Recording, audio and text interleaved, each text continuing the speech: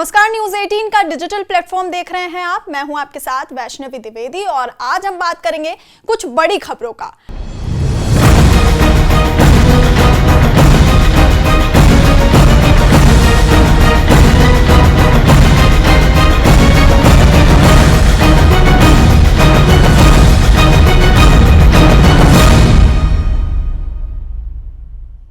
Japan को पछाड़कर Bharat $4 trillion की अर्थव्यवस्था वाला देश बन गया है। भारत ने वैश्विक आर्थिक मंच पर एक और बड़ी छलांग लगाते हुए जापान को पीछे छोड़ दिया है और अब वो दुनिया की चौथी सबसे बड़ी अर्थव्यवस्था बन चुका है।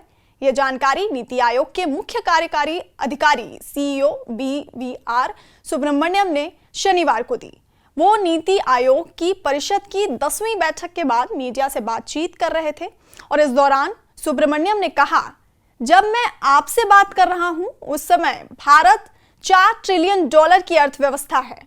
अब हम जापान से आगे निकल चुके हैं और केवल अमेरिका, चीन और जर्मनी ही हमसे बड़े हैं। उन्होंने अंतर्राष्ट्रीय मुद्रा कोष यानी IMF के ताजा आंकड़ों का हवाला देते हुए कहा कि भारत की अर्थव्यवस्था वैश्विक दृष्टिकोण से मजबूती से आगे बढ़ रही है और कुल मिलाकर आर्थिक माहौल भारत के अनुकूल है। उनका यह भी कहना था कि यदि भारत अपनी वर्तमान रणनीति और नीतियों पर कायम रहता है तो आने वाले 2.5 से 3 वर्षों में वो जर्मनी को भी पछाड़कर दुनिया की तीसरी सबसे बड़ी अर्थव्यवस्था बन सकता है। We are the 4th largest economy as I speak. We are a $4 trillion economy as I speak. And this is not my data, this is IMF data. और दूसरी बड़ी खबर की बात करेंगे। अमेरिका में शशि थरूर ने ऑपरेशन सिंदूर पर भारत का पक्ष रखा। पहलगाम हमले में आतंकवाद और पाकिस्तान के गठजोड़ को बेनकाब किया। ऑपरेशन सिंदूर के बाद भारत के पक्ष से दुनिया को अवगत कराने की मुहिम पर निकले सांसदों के एक प्रतिनिधिमंडल के नेता शशि थरूर ने कहा कि इस वक्त आतंकवाद के खिलाफ वैश्विक एकजुटता की जरूरत है। न्यूयॉर्क में 9/11 मेमोरियल के बाहर मीडिया से बात करते हुए उन्होंने कहा कि भारत अमेरिका की तरह आतंकवादी हमलों के सामने चुप नहीं रहेगा। थरूर एक सर्वदलीय प्रतिनिधिमंडल के नेता के रूप में अमेरिका पहुंचे हैं। उन्होंने आतंकवाद को एक वैश्विक समस्या बताते हुए सभी देशों से इसके खिलाफ एक साथ मिलकर लड़ने की अपील की। There was an extraordinary amount of togetherness cutting across religious and other divides that people have tried to provoke.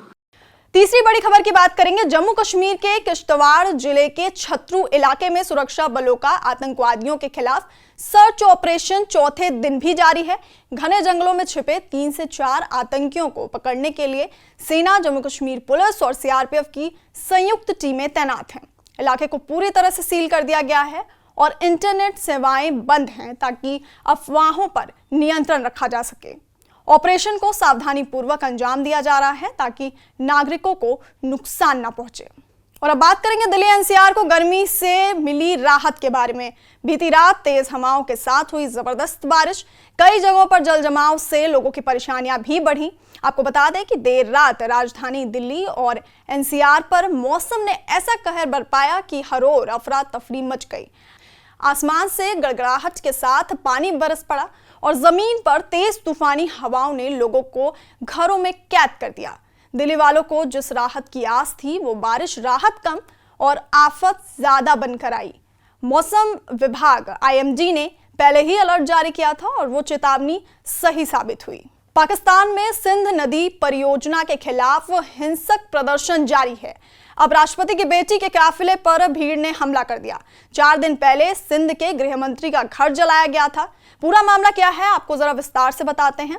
तो पाकिस्तानी राष्ट्रपति आसिफ अली जरदारी की बेटी और सांसद आसिफा भुट्टो के काफिले पर भीड़ ने हमला कर दिया। इसका वीडियो भी सामने आया है।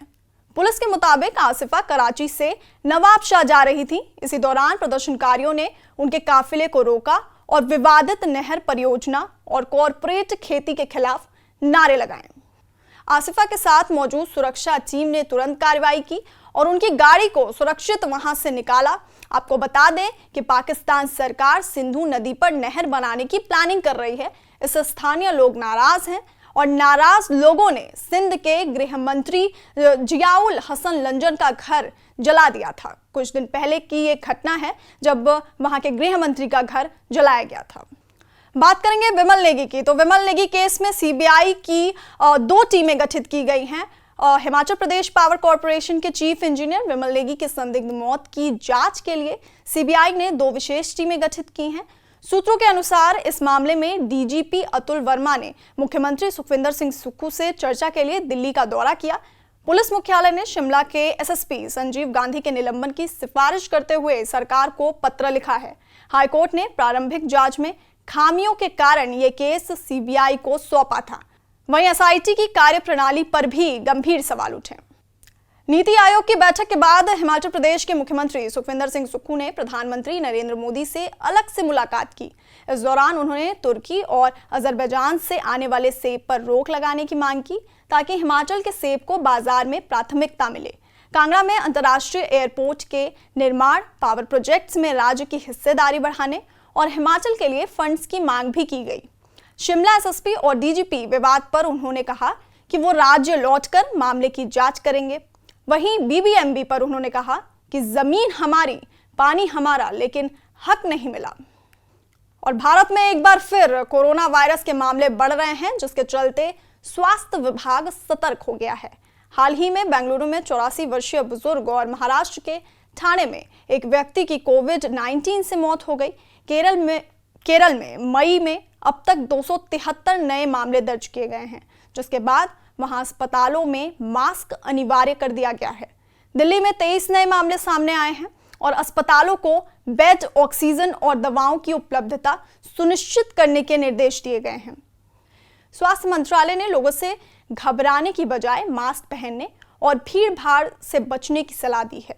विशेषज्ञों का कहना है कि ज्यादातर मामले हल्के हैं और स्थिति नियंत्रण में है। देखिए, ये जो वेरिएंट्स आए हैं JN1 के वेरिएंट्स हैं और वो अगस्त 2023 में आइडेंटिफाई हुआ था। अब ये उसके सब वेरिएंट्स जो आए हैं जिनकी वजह से इसकी बात शुरू हुई है, ये वेरिएंट सिंगापुर में, हांगकांग में आइडेंटिफाई किए गए। यहाँ भी हैं LF17 और LB18। देखिए, इसमें मैं ये कह रहा हूँ कि ये पुराने वेरिएंट हैं, इनके सब वेरिएंट इतने घातक नहीं हैं, लेकिन ट्रांसमिसिबिलिटी इनकी बहुत हाई है। तो अगर एक को होगा घर में तो और लोगों को होगा।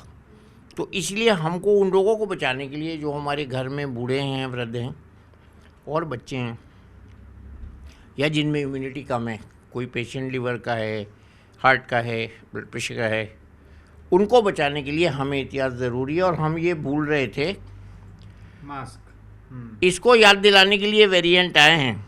ये हमारी और बीमारियों से भी हिफाजत करेंगे, निमोनिया से भी करेंगे, वायरल इलनेसेस से भी करेंगे और पोल्यूशन से भी करेंगे, और हम इसको भी भूल रहे थे।